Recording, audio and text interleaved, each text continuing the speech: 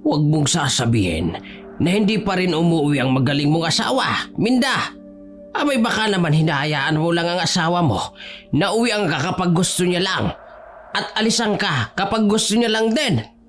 Ganyan ba ang asawa?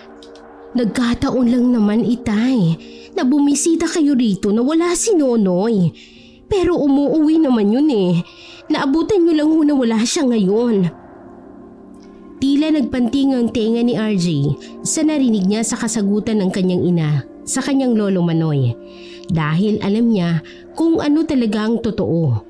Dahil doon, kaya kunot na kunot ang kanyang noo na lumabas siya ng kanyang silid kung saan ay kagigising niya lang. Nay, huwag niyo na hong ipagtanggol si tatay kay lolo. Ano ba, RJ? Huwag kang sumabat sa usapan ng matatanda. At bakit naman hindi pwedeng sumabat ang apo ko, Aber? Habay matanda na din naman yan. May isip na din naman yan at alam niya na ang tama at mali. Bakit, RJ? Hindi ba talaga umuwi ang magaling mong ama? Magdadalawang linggo na hong hindi umuwi si tatay, lolo. Ano? Sinasabi ko na nga ba? Abala lang ho kasi sa trabaho si Nonoy, Itay. Kaya hindi ho siya nakakauwi. At paano mo naman nalaman na abala talaga siya sa trabaho, Aber? Nandoon ka ba at nakikita mo siya? Eh hindi ba at nandito ka at nakakulong sa bahay mo? Ang hirap sa'yo. Hinahayaan mo ang asawa mo na ganyanin ka. Baka nga pagkain nyo, hindi din iniintindi niyang si Nonoy. Nagpapadala naman ho si Nonoy, Itay. Anong pinapadala, Nay? Yung 500 na gusto niyang pagkasyahin natin sa loob ng 1 buwan? Ano? 500 piso? RJ, ano ba? Huwag ka sabing mangialam dito. Pumasok ka na lang ulit sa kwarto mo. At bakit naman ayaw mong makialam si RJ, Minda? Para pagtakpan mo lang yung maling gawain ng asawa mo. Maling-mali ang ginagawa ni Nonoy sa inyo. Makita ko lang talaga yung magaling mong asawa sa daan. Hahabulin ko talaga yan ang tabak. Tay, ano ba? Huwag na nga ho kayong mangialam sa problema naming mag-asawa. Matanda na ho kayo. Baka mamaya tumaas pa ang presyo ninyo. Hindi ako natutuwa dyan sa inaasal ng asawa mo, Minda. May pamilya siyang tao. Tapos pinapabayaan niya kayo. At ikaw naman, hinahayaan mo lang. Kayang-kaya mong ipagtanggol ang sarili mo. Tay, tama na ho itong pag-uusap nating ito tungkol dyan.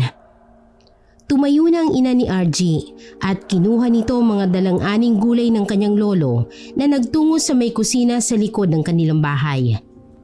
Naiwan tuloy silang dalawa ng lolo Manoy niya sa may sala. Narinig niya pa ang malakas na buntong hininga ng matandang lalaki at saka siya hinarap nito. Ewan ko ba dyan sa nanay mong yan? Kung ano ang nakita sa ama mo. Habat noon pa man, alam niyang hindi ko gusto yung tatay mo para sa kanya.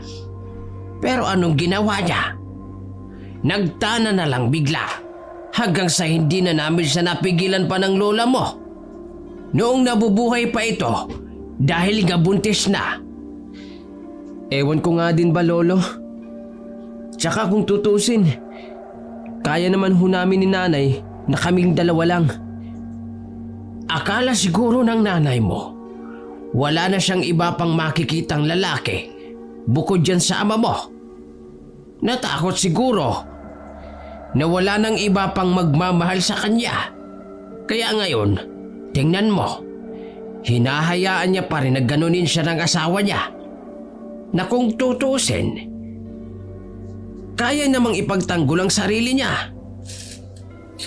Sa tingin niyo ba, magagawang saktan ni nanay si tatay? Malabo naman ho yun, lolo. Kung alam niyo lang ho, kapag dumadating si tatay, galing sa 2 hanggang 3 linggo, napagkawala nito dahil sa trabaho raw. Grabing pagsilbihan ni nanay si tatay.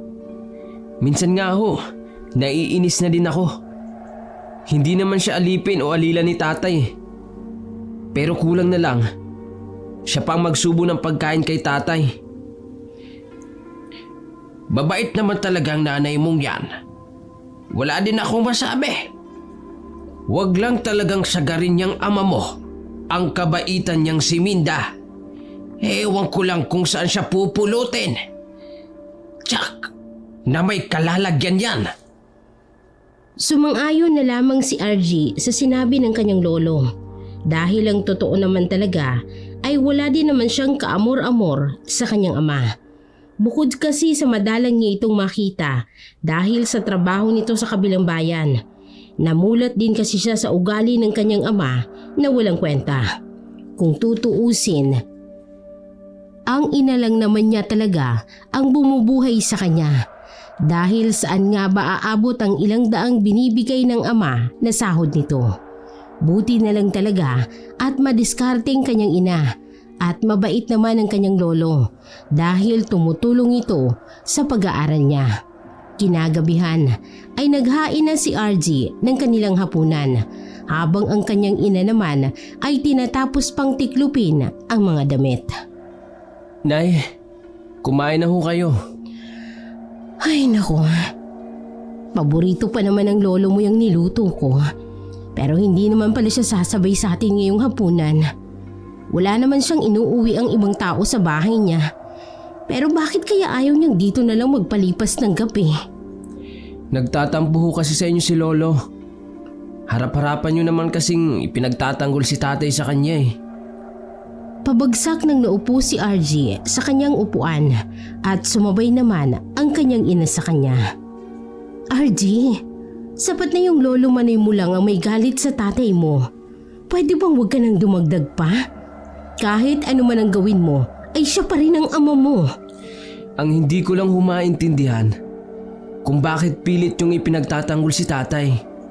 Kahit na alam niyo naman ho kung ano ba talaga ang totoong ginagawa ni tatay. Nagsisinungaling ho kayo. Dahil ayoko nang dagdagan pa ang galit ng lolo mo kay Nonoy. Gusto mo bang magalit ng tuluyan ng lolo mo sa tatay mo? Kapag nangyari yun, palalayasin ng lolo mo ang tatay mo rito sa bahay. Dahil bahay niya ito na ipinatayo niya para sa akin. Saan pupulutin ng tatay mo? Wala siyang sariling bahay. Gusto mo ba yun ha? Gusto mo ba na hindi na tayo maging buong pamilya? Sa tingin niyo ba, matatawag pa din ho na buo ang pamilya natin, Nay? Halos hindi ko na nga matanda ng mukha ni tatay sa tuwing umaalis siya. Tama naman kasi ang sinasabi ni Lolo eh. Umuwi lang naman si tatay kapag naisipan niya. Daig pa nga niya yung nagtatrabaho sa ibang bansa, sa dalang niyang umuwi. Samantalang nasa kabilang bayan lang naman siya. Hindi pa rin maganda na nagtatanim ka ng sama ng loob sa ama mo, RG. Tama na din itong pag-uusap natin. Kumain na tayo. Hindi na nga lang umimik pa noon si RG. Pero sa loob-loob niya ay naiinis at nasasaktan din siya. Naiinis siya dahil sa sobrang kabaitan ng kanyang ina, habang sa kabilang banda naman ay nasasaktan din siya dahil alam niyang nagtitimpi lamang ang kanyang ina na sumabog para mapanatili pa ring buo ang kanilang pamilya. Isang malakas na buntong hininga ang pinakawala ni RG. Wala na sana talaga siyang balak na magsalita. Pero kusang bumukas ang kanyang bibig. Kung inaalala niyo lang ang pagiging buong pamilya natin, para sa kapakanan ko lang, Nay. Wala naman ho sa aking problema eh, kahit na maghiwalay kayo ni tatay. Moderno na din naman ang panahon ngayon eh. Hindi na ngayon big deal ang mga hindi buong pamilya. Yung mga broken family. Marami na hong ganun ngayon. Pero hindi ibig sabihin nun na kailangan nating sirain ang pamilya natin dahil ganun ang sitwasyon ng iba. Wala naman kasi talagang problema ang pamilya natin, anak. Kaya bakit kailangang maghiwalay? Dahil ba sa 500 lang na padala ng tatay mo? Pera lang yun, RG. Pera lang yun. Ay bakit? Hindi ko ba kayang kumita ng sarili kong pera? Ipagpapalit ko sa pera ang buo nating pamilya? Matagal ko nang pinangarap to, RG. Bata pa lang ako, gusto ko nang magkaroon ng sarili kong pamilya. Kaya bakit ko ipagpapalit yun sa kakarampot lang na pera? Ang pera na uubos yan. Pero ang pamilya nandyan lang yan. Yan ang tatandaan mo, anak. Pero obligasyon pa din ni tatay ang magpadala ng sapat na pera. Ginagawa niya ang obligasyon niya, RG. Pero kung 500 lang ang kaya niyang ipadala, walang problema sa akin yun. Ang liit lang na bagay ng pera, para yun ang maging dahilan ng pagkakasira ng pamilya natin. Bakit ba ganyan, Nay? Natatakot ka ba na mawalan ka ng kasama sa buhay kapag nawala si tatay? Natatakot ka ba na wala nang mag-aalaga sa'yo? Malaki na ho ako. Kaya na kitang suportahan at alagaan. Ako na mismo ang mag-aalaga sa inyo. Sa tingin mo ba, hindi ka magkakaroon ng sarili mong buhay, RG? Gusto mo ba na ikulong kita na kasama ko? Hindi ko gagawin yun. Dahil bilang ina, gusto kong ibuka mo ang iyong sarili mga pakpak para makalipad ka sa mundong gusto mo talaga. Hindi kita ikukulong sa probinsyang ito. Para lang alagaan ako. At isa pa, hindi mo ba naiisip ang tatay mo? Kapag wala na tayo, sinong mag-aalaga sa kanya? Napailing na lang si RG dahil hindi na talaga niya matiis pa ang mga isinasagot ng kanyang ina. Alam niyang may punto naman ang kanyang ina sa mga litanya nito. Pero ang hindi niya lang maintindihan ay kung bakit puro ang tatay na lamang niya ang inuuna nitong isipin kaysa sa sarili nito. Napabulong na lamang si RG sa kanyang sarili. Ganun ba talaga kamahal ni nanay si tatay? Kahit na wala naman siyang nakukuhang pagmamahal dito pabalik? O baka naman ganun lang talaga kabait si nanay para pagpasensya ng sobra ang ginagawa sa kanya ni tatay? Kinabukasan, dahil bakasyon naman, kaya nagkayayaan sina RG at ang kanyang mga barkada na gumala muna. Agad naman siyang nagpaalam sa kanyang ina. Nay, Oh, bakit? pupunta ho muna ako kina Arnold. May usapan ho kasi kami, nagagala kami ngayong araw. O siya, sige. Basta huwag kang magpapagabi masyado, ha? Ikaw ang magluluto ng hapunan dahil kailangan kong tapusin itong mga labada ko kay Mrs. Salcedo. Oo, Nay. Babalik ho ako agad. Pagkatapos niyang magpaalam, ay umalis na din siya agad para puntahan ang kaibigan. Mga 3 oras lang siyang nawala at nagpaalam na din agad para umuwi na. Noong unay ayaw pa siyang pakawalan ng kanyang mga kaibigan. Pero dahil mag-aalas 4 na ng hapon at nangako din siya na siyang magluluto ng kanilang hapunan, kaya nagpumilit na siyang umuwi. Pagbalik niya sa kanilang bahay ay agad din siyang dumiretso sa kanilang kusina para maghanda at magluto. Ilang minuto pa nga lang siyang nandun nang marinig niya ang boses ng kanyang ina mula sa labas. Nonoy? Ha? Tama ba yung narinig ko? Tinawag ni nanay ang pangalan ni tatay? Iniwan muna ni RJ ang kanyang pagpapaningas ng apoy para lumabas. Sa may bukana pa lang ng pintuan ng bahay nila ay natigilan na siya nang makita niya ang kanyang ama. Marami itong dalang mga gamit. May pagkain din itong bitbit. Pero ang ikinapako ng mga paa ni RJ sa lupa ay yung makita niya ang kanyang ama na may kasamang isang babae. Matanda din naman ang babae pero mas bata ito sa kanyang ina. Sa tingin niya nga ay baka nasa 30 anyos pa lang ito. Maputi ito, blonde ang buhok at saka sexy. Ano naman kayang ginagawa ni tatay dito? At sino naman kaya yung kasama niyang babae na yun? Babae niya kaya yun?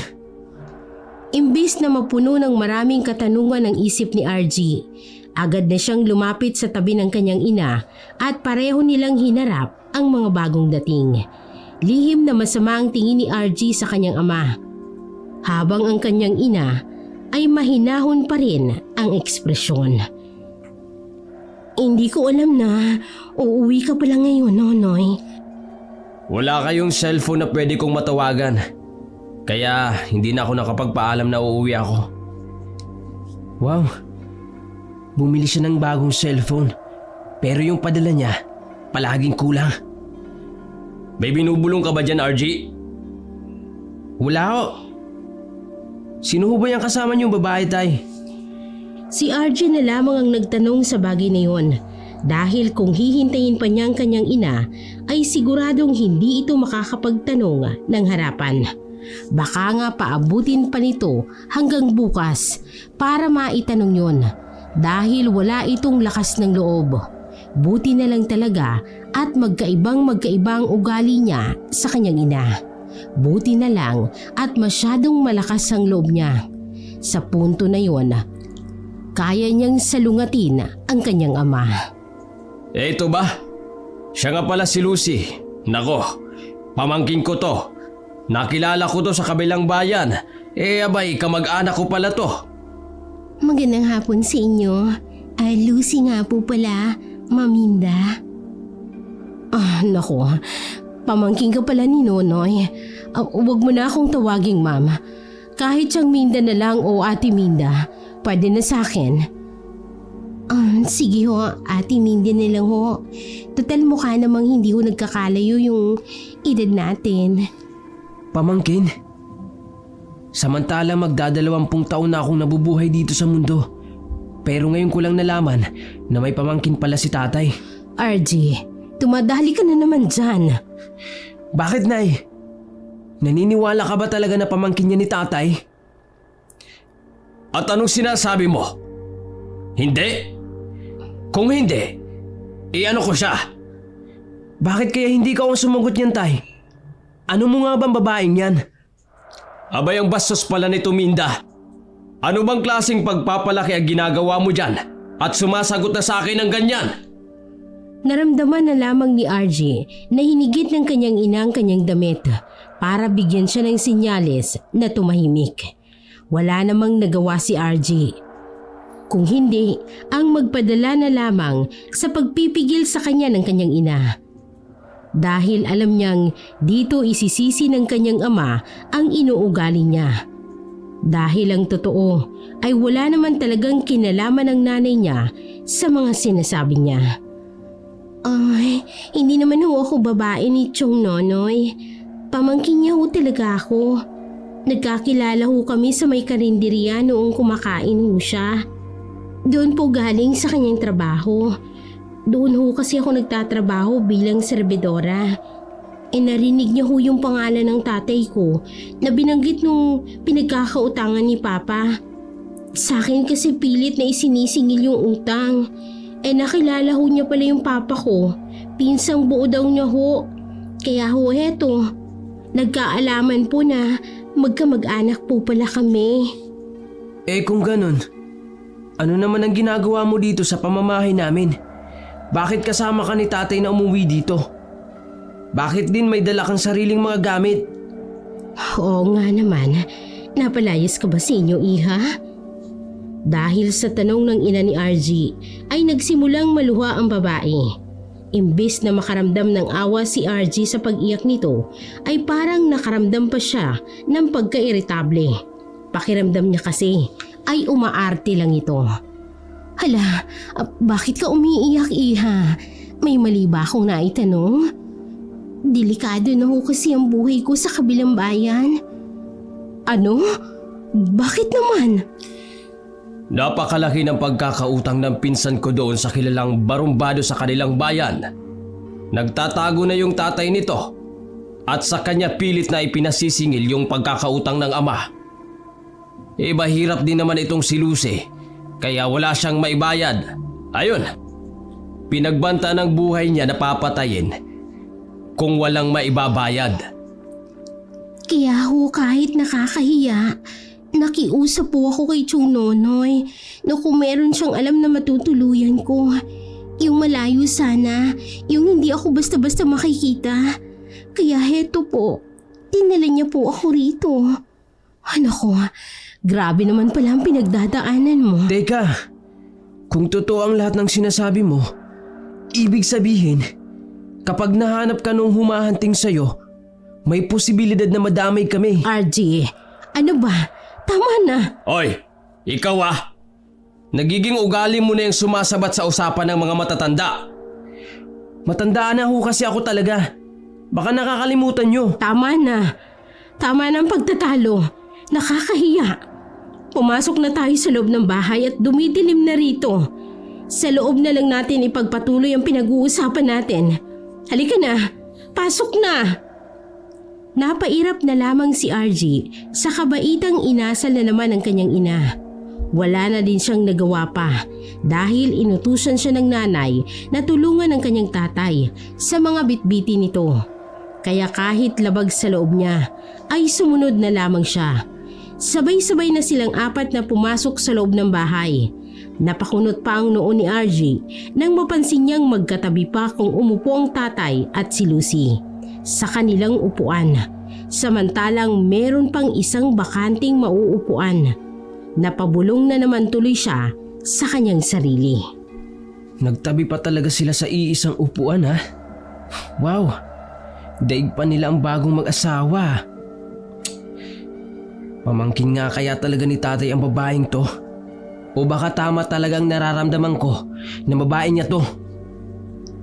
Pinagsilbihan pa ng ina ni RG nang may inom ang dalawa. Saka ito umupo sa bakanting upuan. Ganun pa din ang ekspresyon ng mukha ng kanyang ina. Mahinahon at malumanay pa rin ito. Kung umalis ka na pala sa bayan ninyo dahil sa mga naghahanap sa ama mo, ano na ngayon ang plano mo, Lucy? Magbabaka sakali ho sana ako na baka pwedeng makitira ho muna sa inyo. Kahit isang buwan lang, habang naghahanap po ako ng trabaho dito. Mag-i-stay in po ako rito. Dito ka titira? RG, sumasabat ka na naman. Pwede ba? Pumunta ka na ron sa kusina. Ipagpatuloy mo na yung pagsasaing mo. Wala pa tayong sinaing. Huwag ka na magluto ng ulam, ha? May dala ng tatay mo. Pero nay... Lumakad ka na. Oo nga. Magsayang ka na doon. Nagugutom na ako. Isang masamang tingin na naman ang ibinato ni RG sa kanyang ama at sa babaeng katabi nito bago siya tumalikod at nagtungo sa kusina na nasa likod ng bahay nila. Pero kahit ganon, palihim pa din siyang nakikinig sa usapan ng tatlong matatanda sa may sala. Isang buwan ba'y kamo? Sana ho. Ang sabi ko naman, kahit gaano pa siya katagal tumira dito, okay lang. Alam ko naman na ayos lang din yun sa'yo, Minda, di ba? Ha? Hindi ho. Sapat na ho talaga sa akin ng isang buwan. Kung wala naman ho akong mahanap na trabahong stay-in, edi mag-iipon lang ho muna ako ng pera para makahanap po ako ng boarding house na pwede ko pong matuluyan. Kaya lang, maliit lang itong bahay namin. 2 lang naman ang kwarto. Yung isang kwarto ay sa amin ni Nonoy. Tapos yung isa naman sa anak naming si RG. Pwede naman ho ako kahit saan. Kahit nga ho dito sa sala. Pwede po ako. Bakit may pakiramdam ako na nagbabait-baitan lang ang babaeng yan? Pakiramdam ko, hindi yan ang tunay niyang ugali. Sa pananamit pa lang niya, nakasando ng pula na fit sa katawan niya at saka nakashort pa. Malabo naman na napakahinhin niya. Nako, bakit naman dito sa sala matutulog? Doon ka na lang sa silid ni RG, tapos dito siya matutulog sa sala. Lalabas na sana si RG sa kanyang pinagtataguan para umangal sa sinasabi ng kanyang ama. Mabilis namang nagsalita ang nanay niya. Teka lang ha, pupuntahan ko lang si RG para tanungin kung papayag siya. Bakit kailangan mong pang tanungin ang anak mong yon? Tayo naman ang masusunod sa pamamahay na to ah. Kailangan pa rin natin siyang tanungin dahil silid niya yun. Sandali lang naman ito. Mabilis lang naman kausapin si RG. Mabait na bata yun. Mabait ba talaga? Nakita mo nga kung sagot-sagutin ako kanina. Para niya akong hindi tatay. Hindi naman talaga eh. Nagmadali na lang na pumunta si RG sa may harapan ng kalan at nagpanggap na nagpapaningas pa rin siya ng apoy habang hinihintay na puntahan siya ng kanyang ina. Maya-maya pa ay sumulpot na nga ang kanyang ina sa harapan niya.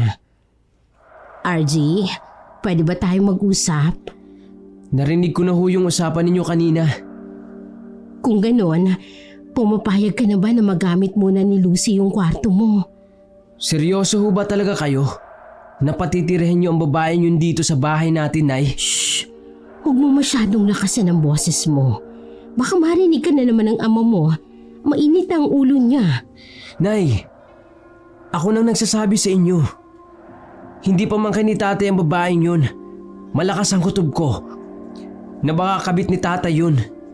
RG, walang basihan ng kutob at yung sinasabi mo.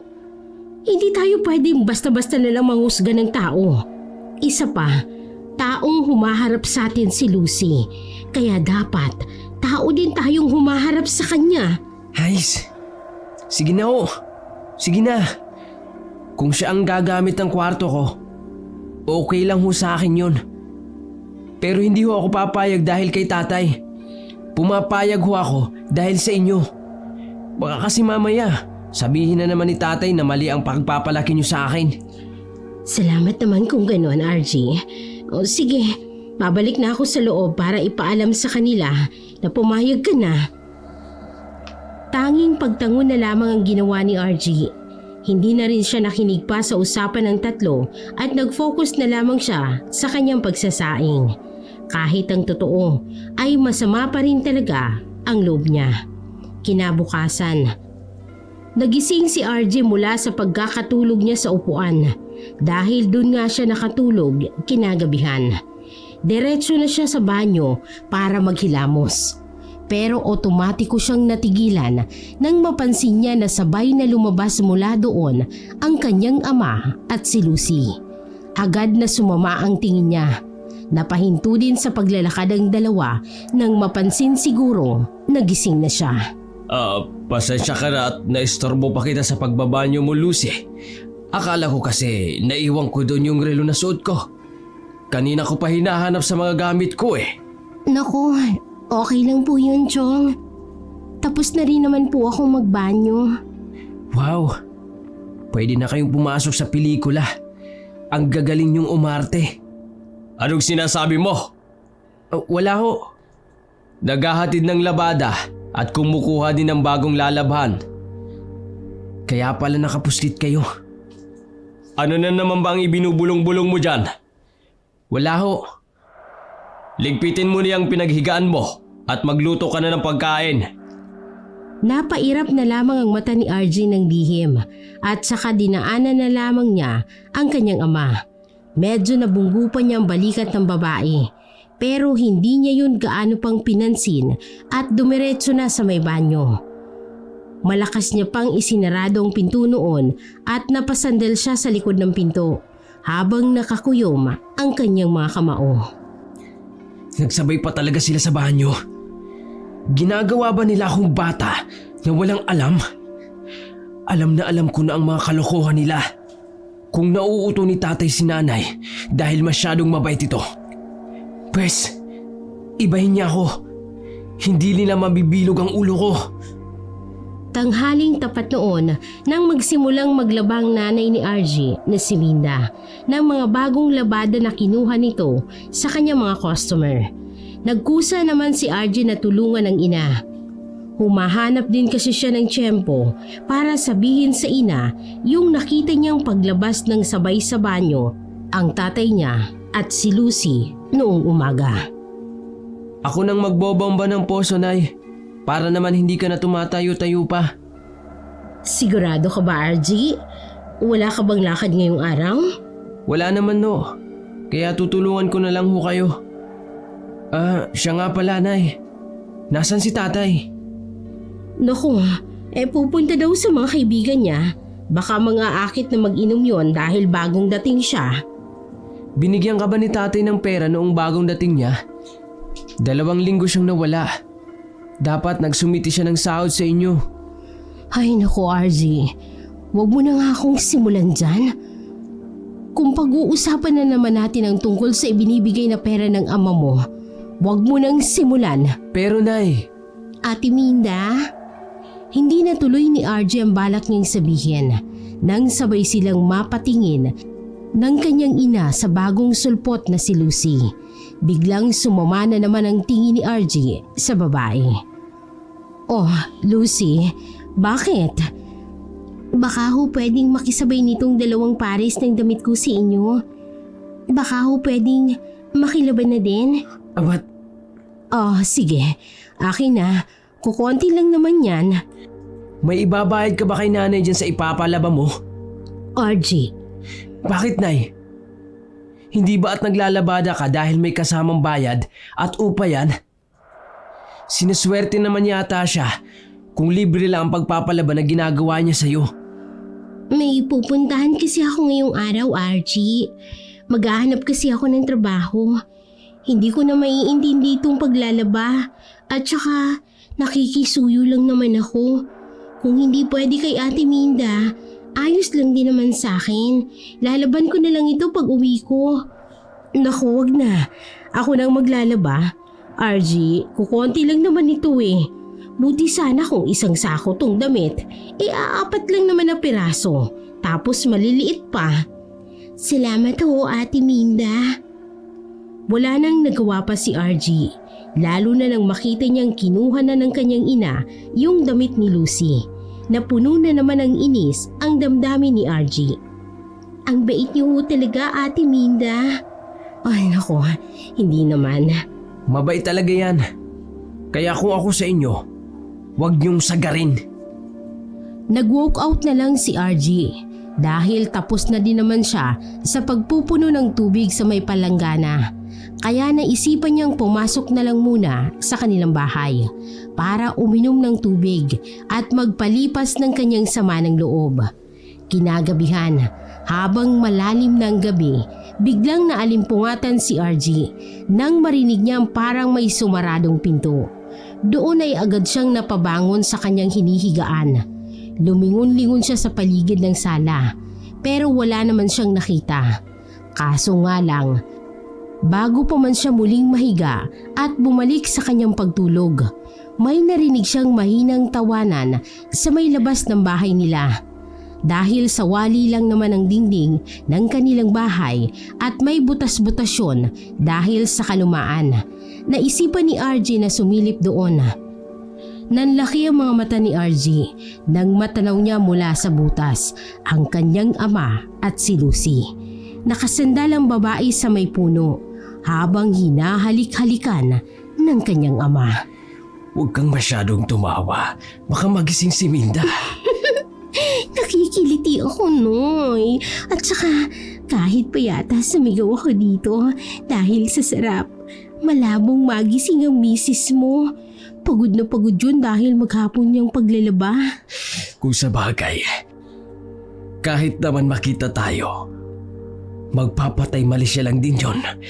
Ganun yung kaboba eh. Wala kasing pinag-aralan. At saka patay na patay sa akin yon. Kahit sino naman, mababaliw sa'yo. Ang galing-galing mo kasi magpaligaya sa kama.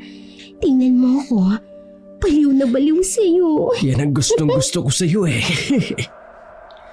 Nakaramdam ng matinding galit si RJ, lalo nang makita niyang sinimulang halikan ng ama niya ang babae sa leeg nito. Naikuyom ni RJ ang kanyang kamao. Pasimple siyang tumayo sa kanyang hinihigaan at pinuntahan sa silid ang kanyang ina. Balak niyang isumbong ang nakita niya mismo na kalokohan ng kanyang tatay. Pero nang makita ni RJ na nakatalikod ang figura ng ina habang mahimbing itong natutulog, bigla siyang nakaramdam ng konsensya. Alam niyang masyadong pagod ang kanyang ina sa maghapon nitong trabaho. Ayaw niyang maabala ito sa pagpapahinga. Mas maganda siguro kung bukas ko na lang sasabihin kay nanay yung nalalaman ko. Kung pagod siya ngayon, baka wala din siyang sapat na lakas para awayin si tatay. Baka baliwalain lang din niya kung anong isusumbong ko. Bukas na lang kapag may sapat na siyang lakas. Pikit mata na lang na bumalik si RJ mula sa kanyang pagkakahiga. At kahit naririnig niya ang ginagawa ng kanyang ama sa labas, ay ikinuyom na lamang niya ang kanyang kamao at pilit na kinikimkim ang nararamdaman niyang galit. Kinabukasan ay medyo tanghali na nang nagising si RG. Nagising siya dahil may naririnig siyang malakas na pagtadtad. Nang imulat niya ang kanyang mga mata ay nakita niya ang kanyang ina na nakatulala habang may kung anong hinihiwa sa may lamesa. Biglang naalala ni RG ang nais niyang sabihin sa kanyang nanay Minda, kaya mabilis siyang tumayo. Nay! Nay! May gusto akong sabihin sa inyo. Nakita ko si tatay kagabi. Nakita ko mismo.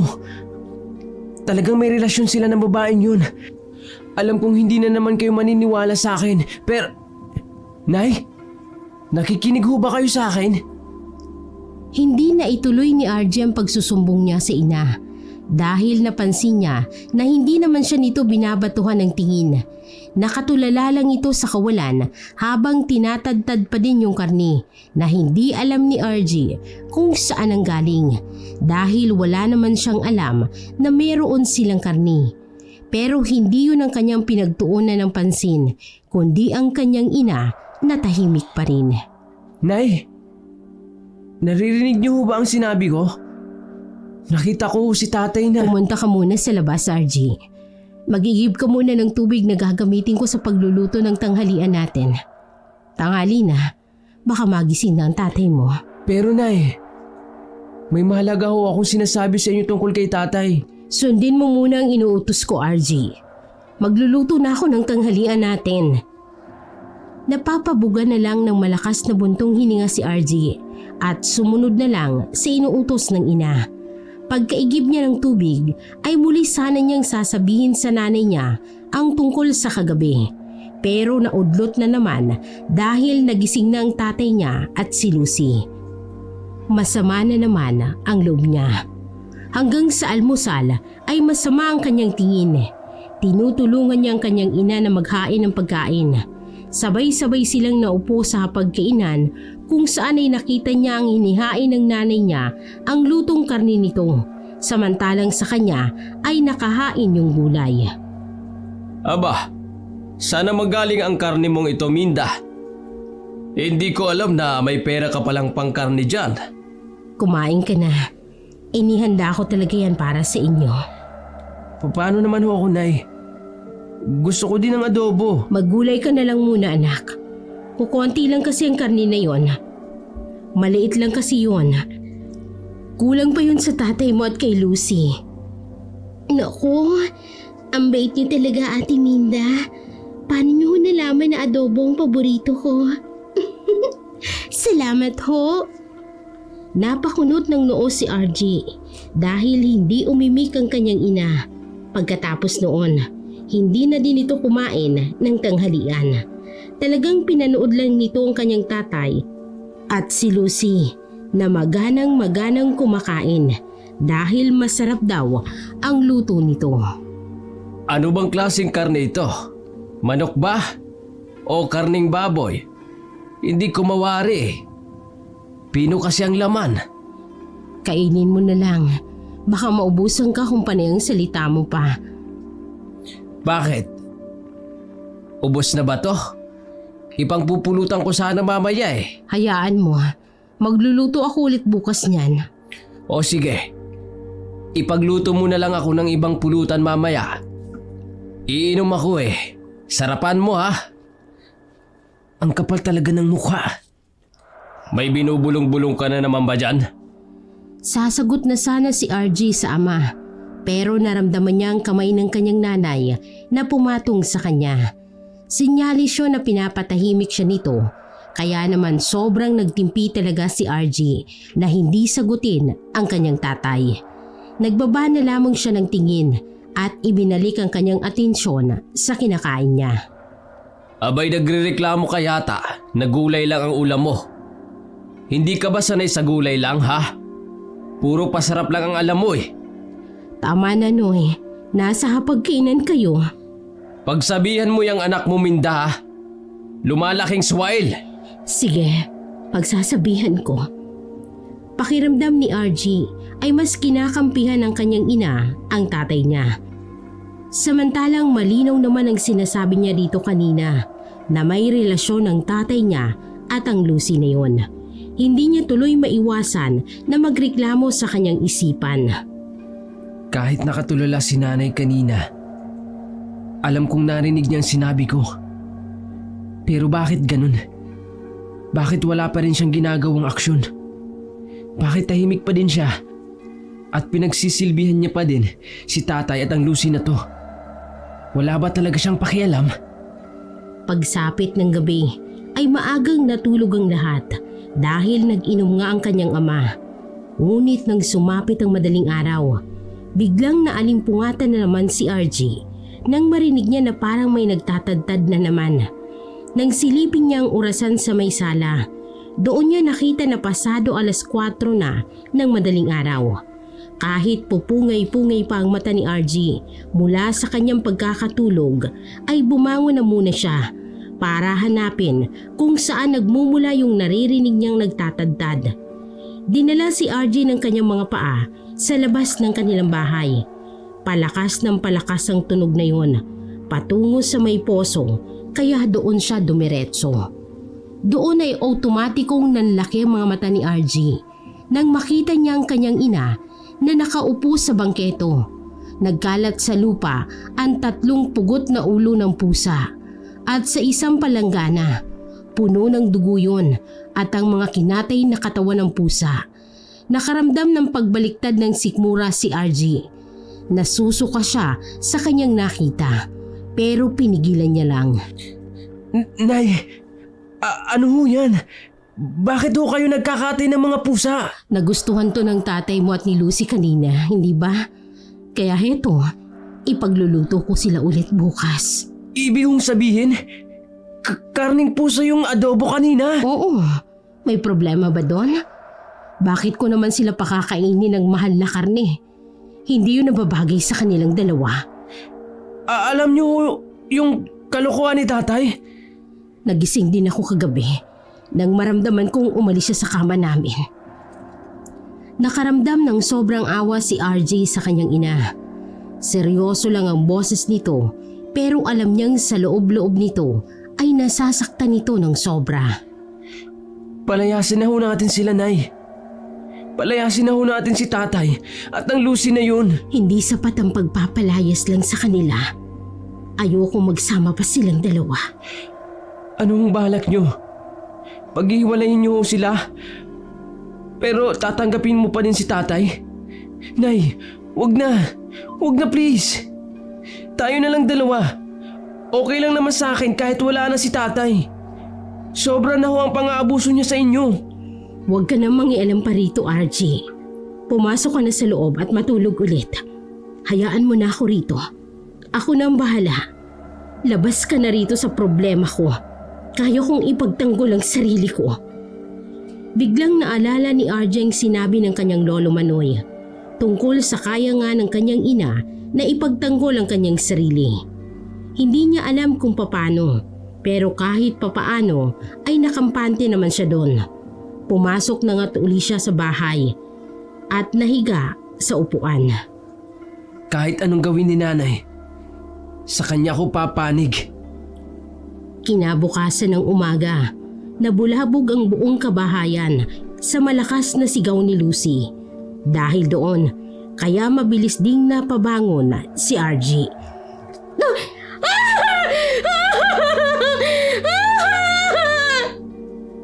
Nakita ni RG na nagmamadaling pagtakbo ang kanyang ama para malapitan ang sumisigaw na babae.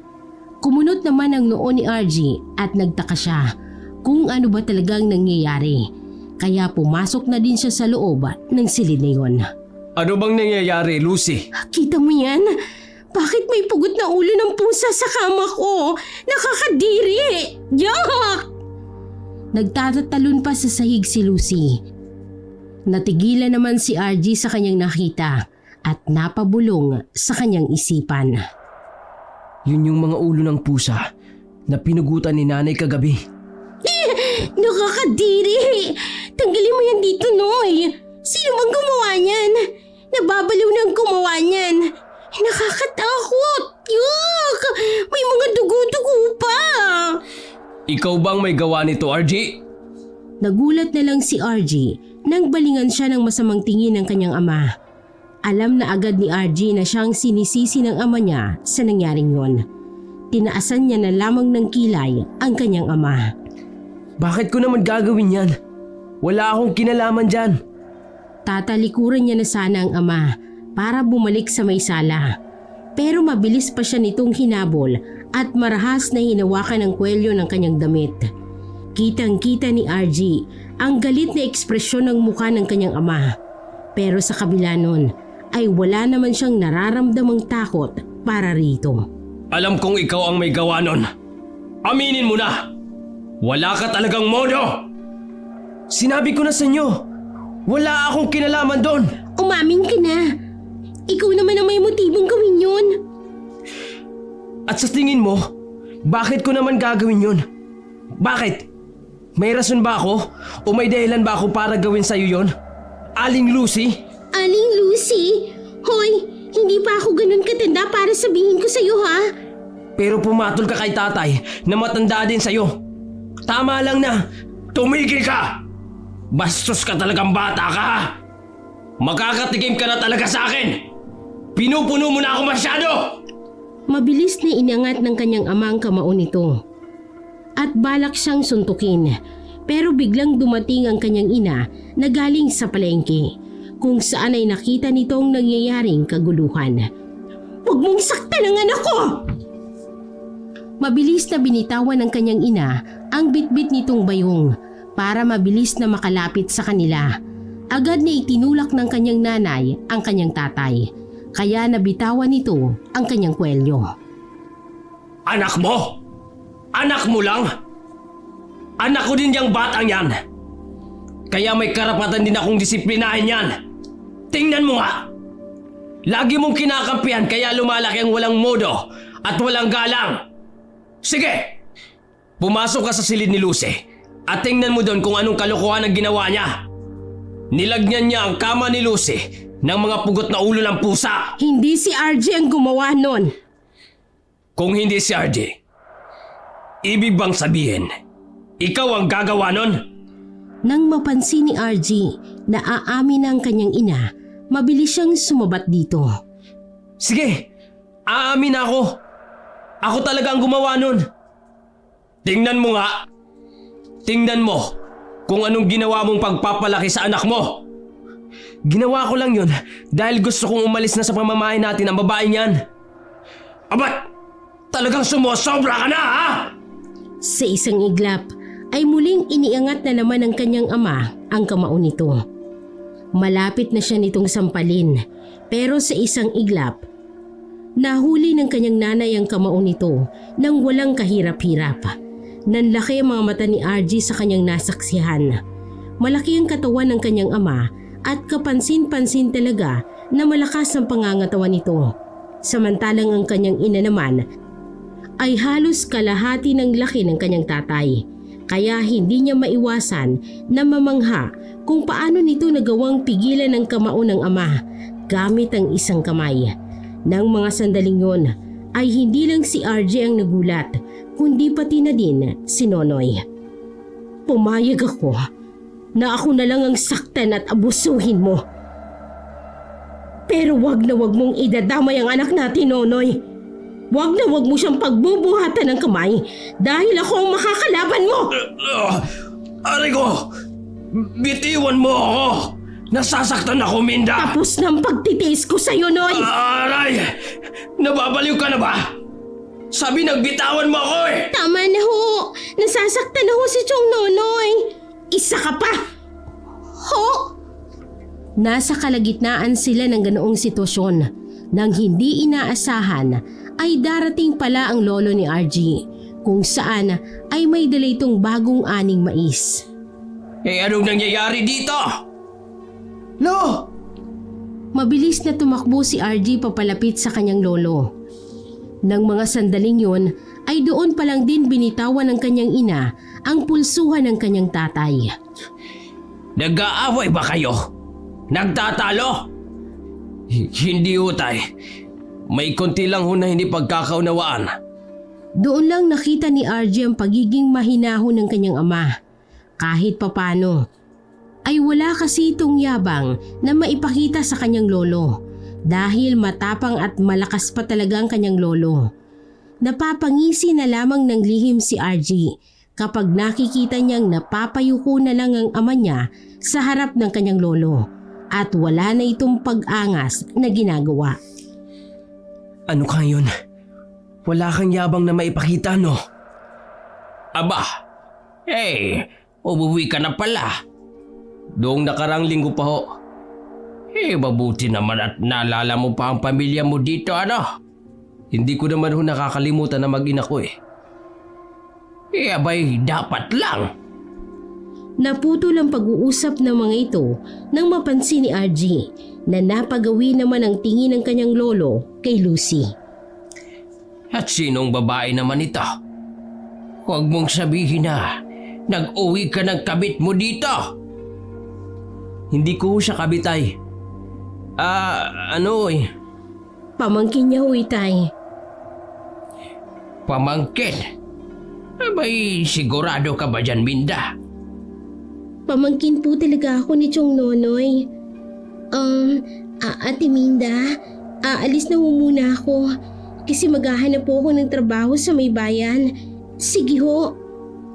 Nagkaroon ng katahimikan ng lahat, lalo na nang umalis ang babae. Masama naman ang tingin ni RJ dito dahil alam niyang tumatakas lang ang babae sa takot na mahuli siya ng kanyang lolo na talagang kabit nga siya ng kanyang tatay. Dito na ho kayo kakain ng tanghalian, Itay. Magluluto ho ako. Sumabay na ho kayo sa amin. RJ, pakiabot nga yung bayong. Dali mo rito sa may kusina. Mangangahoy lang ako sa labas, Binda. Napansin ko kasi na wala tayong paggatong eh. Hindi na lang umimik ang kanyang nanay at tumalikod na ito para tumungo sa kanilang kusina. Ang kanyang tatay naman ay nagmamadali ding lumabas ng kanilang bahay. Napapailing na lang si RJ dahil maging ang kanyang ama ay tumakas din sa kanilang bahay dahil nga nandoon ang kanyang lolo. Hindi niya tuloy mapigilan ang mapabulong. Mga takot pala sila eh. Akin na yung bayong, RJ. Ako na ang magdadala niya sa nanay mo. Ha? Sige ho, Lo. Ito ho. Sige. Dumito ka muna at kakausapin ko lang ang nanay mo. Ganun ho ba? Sige ho. Tumalikod na noon ang kanyang lolo at agad na pinuntahan ng kanyang ina sa kusina. Napuno naman ng kuryosidad si RJ kung ano ba talaga ang pag-uusapan ng kanyang lolo at ng kanyang nanay. Kaya naman naisipan niyang magtago at makinig sa magiging usapan nito. Gusto niyang malaman kung ipapaalam ba ng kanyang nanay sa kanyang lolo ang nalalaman nito tungkol sa panloloko ng kanyang tatay. Kailangan kong malaman kung aamin ba si nanay kay lolo sa ginagawa ni tatay. Dahil kung hindi, ako mismo ang magsasabi kay lolo. Parang sa ganun, kung walang lakas ng loob si nanay na gawin yun, si lolo ang gagawa. Lumabas ng bahay si RJ. Dumiretso sa may malapit na poso. Doon kasi malapit ang kanilang kusina. Kaya doon niya naisipang makinig at sumilip sa magiging pag-uusap ng mag-ama. Hindi na talaga kita naiintindihan, Minda. Huwag mong sabihin na naniniwala ka sa asawa mo na pamangkin niya babae yon. Naniwala ho ako nung una. Walang mababakas na emosyon sa boses ng kanyang ina habang abala pa rin ito sa ginagawang paghihiwa ng mga gulay. Paano ba naman? Hindi ko lubos maisip na gagawin talaga sa akin yun ni Nonoy. Pinilit ko pa ang sarili ko na hindi niya magagawang magdala ng babae dito kahit kailan. Hindi ko siya pinakitaan ng kasamaan. Naging mabuti akong asawa sa kanya. Naging mabuting may bahay. Pinagsisilbihan ko siya. Kahit kailan, hindi ko siya binungangaan tungkol sa pera na madalas na pinag-aawayan ng mag-asawa. Lahat ng gusto niya hinayaan ko siya. Mula sa pag-iinom niya, sa pagbibisyo niya sa sugal. Akala ko sapat na ang lahat ng yun para hindi niya ako magawang lokohin. Pero nagkamali ako, Itay. Nagawa pa din niya. At ang mas malala pa doon, inuwi niyang babae niya rito. Binaboy niya ang pamamahay ko. Binaboy niya ang bahay ko. Ang kasal namin, pati ang isip ng anak namin, nalalason niya na. Nakikita ng kalokohan niya. Eh bakit hindi mo pa rin pinapalayas ang asawa mo sa pamamahay mo na to? Dahil hindi sapat ang pagpapalayas lang sa kanya. Eh ano pinaplano mo? Matagal kong tinanggihan ang pamana ni nanay. Dahil ayoko magbago ang lahat. Pero dahil sobra ng pang-aabuso sa akin ni Nonoy, hindi ko na nagawang tanggihan pa yon. Tinanggap mo na ang pamana? Oo, Itay. Patawarin mo sana ako. Hindi, Minda. Hindi ako galit. Sa katunayan, mas gusto kong tanggapin mo yon. Dahil alam ko, mabuti kang tao. At hindi mo yun basta gagamitin lang sa kasamaan. Pero kung gagamitin mo yun sa asawa at sa babae niya, hindi kita pipigilan. Napakunot ng noo si RG sa kanyang narinig at napabulong siya sa kanyang sarili. Pamana? Ano ko yung pamana na yun? Hindi ko alam na may pamana pala si Lola kay nanay bago ito namatay. Pero kaya yun? Muling ibinalik ni RG ang kanyang atensyon sa ina at sa lolo niya nang muli itong mag-usap. Matagal ko nang sinabi sa iyo na kayang-kaya mong ipagtanggol ang sarili mo. Buong akala ko nga, hindi mo na gagamitin ang pamanang yon ng nanay mo. Masaya ako na natauhan ka na. Makikiusap lang din ho sana ako sa inyo, Itay. Ano yon? Isama niyo ho sana si RG sa inyo pag uwi niyo mamaya. Ayokong makita o malaman niya ang gagawin ko. O sige, walang problema yon. Pagkakain ng pananghalian ay nagpahinga pa ang lolo ni RG sa kanilang bahay. Hindi ipinahalata ni RG na may narinig siya sa usapan ng mga ito kanina. At sa tingin ni RG, kung bakit hindi pa naghahanda ang kanyang lolo na umuwi ay baka dahil hinihintay pa ng lolo niya na bumalik ang kanyang ama. Siguro ay para kausapin ito kaya naman nilapitan niya ang kanyang lolo. Lo, hinihintay mo po ba si tatay na umuwi? Baka mamayang gabi na yun umuwi, lalo na at alam niyang nandito ka pa. Takot yun sa'yo eh. Alam niya kasi na marami kang sasabihin sa kanya. Mukhang gano'n na nga. Akala mo lang talaga, yung tatay mo matapang ano? Umaatras naman ang buntod kapag ako nang kaharap. O siya, maghanda ka na ng damit mo. Ho? Bakit ho? Sasama ka muna sa akin sa bahay. Doon ka muna ngayong Sabado at Linggo. Nagpanggap noong una si RG na hindi pa alam ang tungkol doon. Pero kalaunan ay pumayag na rin siya. Pagkatapos mag-impake ng konting gamit, ay nagpaalam na siya sa ina. Hindi niya alam kung anong balak ng nanay niya, bakit kailangan pa siyang paalisin. Pero isa na lang ang nasa isip niya ng mga sandaling yun. Yun ay para sa kapakanan din niya ang nais ng ina.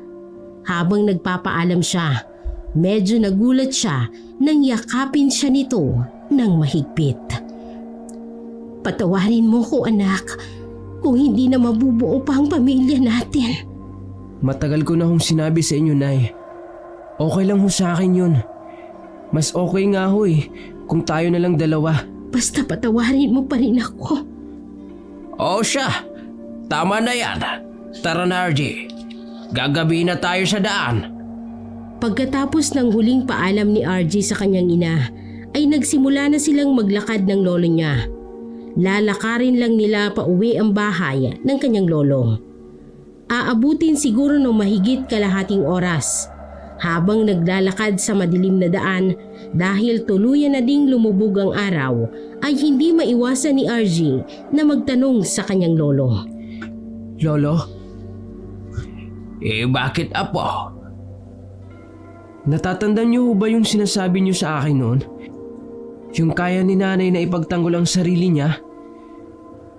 Oo, natatandaan ko. Ano ho ba ang ibig niyong sabihin doon, Lo?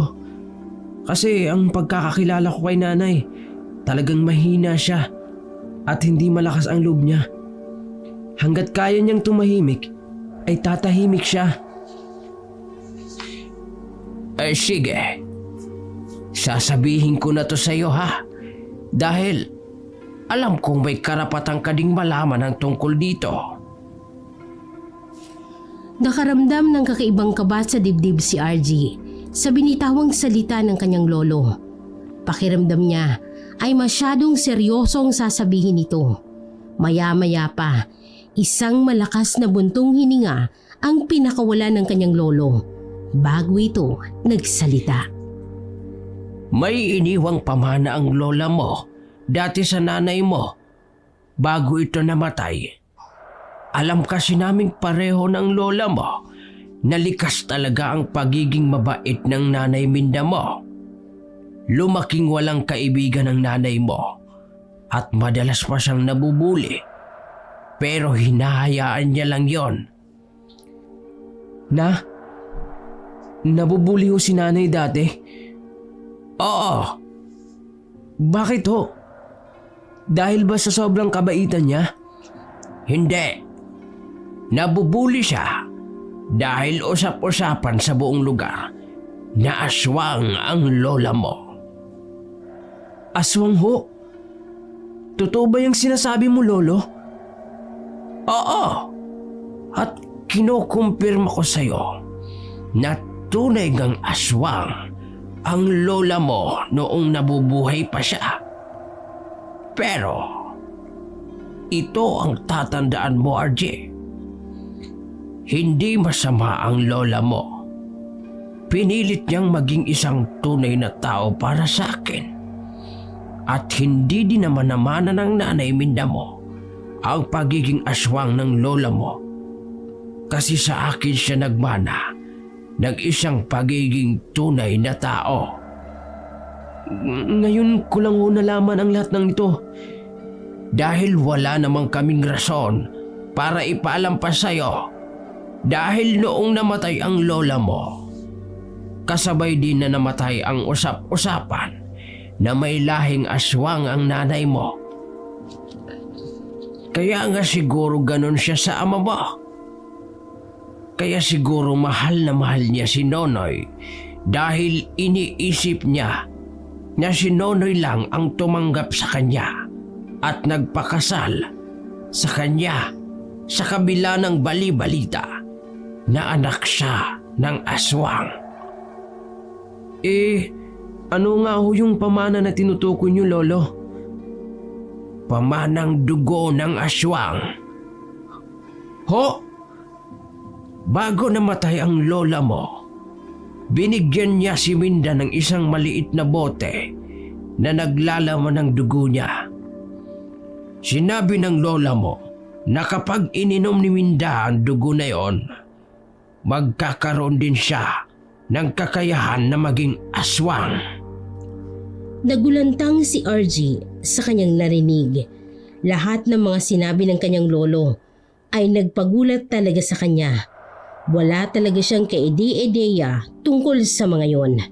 Hindi niya tuloy alam kung paano magre-react. At huwag niyong sabihin na ininom na ni nanay ang dugong yun. Hindi ko ituturing na masamang balita ito, RJ. Pero oo, ininom na ng nanay mo ang pamanang dugo na yon na kung ako ang tatanungin, matagal niya na sanang ginawa. Ibig kong sabihin, aswang si nanay? Huwag kang mag-alala. Sigurado akong gagamitin lang ng nanay mo ang kakayahan niyang maging aswang upang maipaghiganti niya ang pang-aabuso sa kanya ng iyong ama. Walang pag-aatubili at walang pagdadalawang isip na mabilis na tumakbo si RG pabalik sa kanilang bahay. Narinig niya pa ang pagtawag ng kanyang lolo sa kanya, pero hindi niya na ito nilingon pa. Kahit madilim ang buong kalsada ay hindi niya yun ininda. Basta tuloy-tuloy lang siya sa kanyang pagtakbo. Pagkarating niya sa kanilang bahay, nakita ni RG na nakapatay sindi ang kanilang ilaw habang may mahihina din siyang iyak na naririnig. Agad na lumapit si RG sa may bintana at sumilip doon. Agad na nanlaki ang kanyang mga mata nang makita niya ang figura ng kanyang ina na nakatayo. Ibang-iba na ang itsura nito. Kulot na kulot ang buhok at hindi pa nakikita ni RG ang mismong itsura ng ina dahil nakatalikod dito sa may gawin ng bintana kung saan siya nakasilip. Wag mo kong patayin. Parang awa mo na. Awa? Naawa ba kayo sa akin noong harap-harapan niyo akong niloloko ni Nonoy? Ah! Si nanay ba talaga yun? Bakit ang boses niya ay nag-iba? Para na siyang isang mabangis na hayop. Si Nonoy lang naman ang gustong iuwi ako dito. Paniwala ka. Tumanggi ako nung una. Pero sinabi niya na hindi mo naman daw malalaman at mahahalata kasi tanga ko. Ganon ba? Huwag mo akong papatayin. Pakiusap. Nakita ni RJ na gumagapang papalayo si Lucy sa kanyang ina. Gumagapang ito sa sahig. Naging malinaw sa paningin ni RJ na tila pilay ang paa ng babae. Gumagapang yon patungo sa may pinto ng kanilang bahay hanggang sa doon na humarap ang kanyang ina. Agad na nanglaki ang mga mata ni RJ nang makita niyang nakakatakot na itsura ng nanay niya. Naglabasan ng mga matatalas nitong pangil at mahahaba din ang mga kuko nito. Naitakipan ni RJ ang kamay niya sa kanyang bibig. Nonoy! Tulungan mo ako! Tulong! Wala dito ang asawa ko para tulungan ka. Malas mo lang dahil ikaw ang unang umuwi. Kaya ikaw ang una kong papatayin. Kitang-kita ni RG na lumuhod ang kanyang ina sa harap ni Lucy at mabilis nitong sinabunutan ang ulo ng babae. At sa isang iglap, sinaksak ng kanyang ina si Lucy sa tiyan gamit ang matatalim nitong kuko. Hindi pa doon natapos ang lahat dahil mas ibinaon pa ng nanay niyang kamao nito sa kaloob-looban ng tiyana ng babae. Muling naitakip niya ang kamay sa kanyang bibig. Huwag kang mag-alala. Magsasama rin kayo ni Nonoy sa impyerno. Susunod siya sa'yo. Hintayin mo lang. Sumuka ng dugo si Lucy bago tinanggal ng nanay niyang nakabaon nitong kamao at kusa itong bumagsak sa lupa. Mabilis na napatago si RG mula sa kanyang pagkakasilip nang tumayo ang kanyang ina mula sa pagkakaluhod. Nang marinig niya ang mga hakbang mula sa loob ng bahay, ay doon na siya muling sumilip. Kita niya na hila-hila na ngayon ng nanay niya ang paa ng walang buhay na si Lucy at ipinasok yon sa loob ng silid nito. Maya-maya pa, nang marinig ni RG na may mga yabag na paparating, agad siyang tumakbo sa madilim na bahagi ng poso upang makapagtago. Akala ni RG ay ang lolo niya. Pero ang ama niya yon at halatang nakainom. Nandito na si tatay. Walang balak si RJ na pigilan ng ama na pumasok sa loob ng bahay. Kaya hinayaan niya na lang ito. Nakatingin lang siya ng diretso dito habang bumubulong sa kanyang sarili. Ito na ang katapusan ng pagiging masama mong asawa kay nanay. Tay, ito na ang katapusan ng pang-aabuso mo. Nang makapasok na ang ama sa loob ng bahay, ay doon tuluyang namatay ang ilaw. Ano ba naman to? Bakit namatay ang ilaw? Oy, Minda! Minda! Nasaan ka? Ilabas mo nga yung bunsol dyan. Magsindi ka ng ilaw! Ang dilim! Muling sumilip si RJ sa loob ng kanilang bahay. Sapat na ang liwanag mula sa labas na nagbibigay din ng konting liwanag sa loob ng bahay dahil nakabukas pa ang mga bintana. Pero may ilang parte ng bahay na hindi na nahahagip ng liwanag kaya hindi tuloy makita ni RJ kung nasaan ang kanyang ina. Minda! Ano ba? Nasaan ka ba? Bakit ba walang tao dito sa bahay? RJ! Lucy! Wala dito ang babae mo, Nonoy. Mabilis na nilingon ni RJ ang paningin sa paligid. Hinahanap niya ang kanyang ina pero hindi niya makita kung nasaan ito. Nasaan ka ba? Ha? Bakit hindi kita makita? At ano bang sinasabi mo? Hindi ko nga siya babae. Alam ko na ang panlulokong ginagawa mo sa akin, Nonoy. Alam ko na ang lahat. Sayang lang. Kung sabay sana kayong umuwi ni Lucy, sabay na sana kayong pumunta sa impyerno. Ano bang sinasabi mo? Nababaliw ka na ba? Nasaan ba si Lucy? Nasa impyerno na. At ikaw ang isusunod ko! Sa isang iglap ay biglang lumitaw sa paningin ni RJ ang kanyang ina. Nasa harapan niya na ito. Nasa harapan din ng kanyang ama na ngayon ay sakal-sakal ang liig nito. Kahit kukonti lang ang liwanag sa loob ng bahay, kitang-kita ni RJ ang takot sa mga mata ng ama habang tila nahihirapan na itong huminga. Totoo pala ang usap-usapan doon na isa kang aswang. Hindi. Pero pinili kong maging ganito para lang magantihan ka. Pinili kong matagal ko nang iniiwasan dahil sa'yo, Nonoy. Naging mabuti akong asawa sa'yo. Lahat ginawa ko. Pero nagdala ka pa talaga ng babae rito. Akala mo, masyado akong walang alam para mapansin.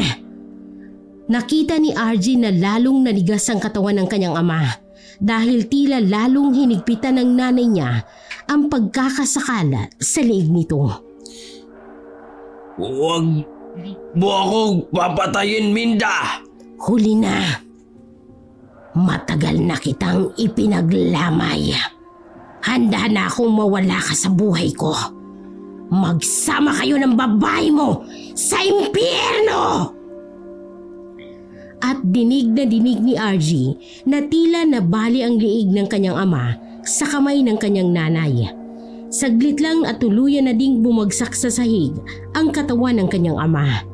Hindi pa nga tapos doon sapagkat nakita pa ni RJ ang pagsaksak ng nanay niya sa tiyan ng asawa ng paulit-ulit habang umiiyak. Hindi na malaya ni RJ na napaluhan na din siya.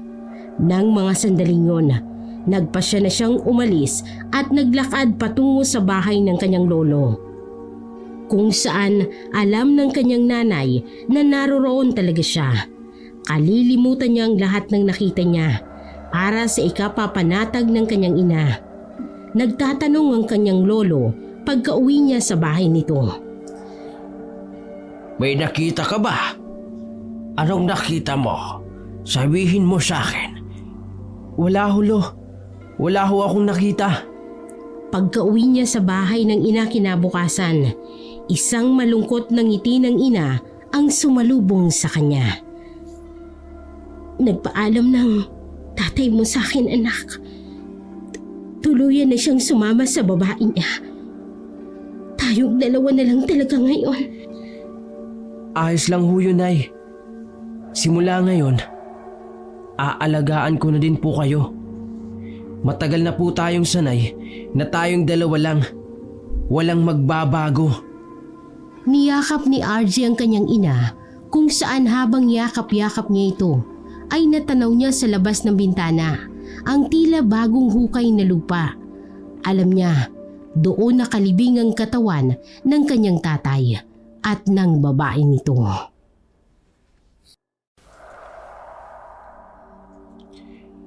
Huwag mong sasabihin